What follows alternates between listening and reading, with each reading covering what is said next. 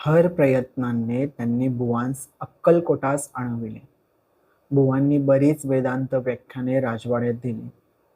एके दिवशी त्यांचे मनात असे आले की श्री स्वामी महाराजांजवळ जाऊन वेदांतपर भाषण करावे. बुवांबरोबर 3 पारशी गृहस्थ होते. तेही त्यांचबरोबर महाराजांकडे गेले. महाराजांचे दर्शन घेऊन बुवांनी वेदांतपर बहुत वेळ भाषण केले. शेवटी त्यांनी ब्रह्मदात्कारता कशी असा श्रेयस प्रश्न केला. बुवांच्या सर्व गोष्टी महाराजांनी ऐकून घेतल्या, परंतु उत्तर म्हणून दिले नाही.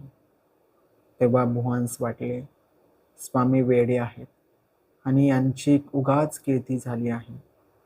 आपण मात्र मोठे विद्वान व महाराजांपेक्षा श्रेष्ठ आहोत असा अभिमान धरून पार्शांसह बुवा बिराडही गेले.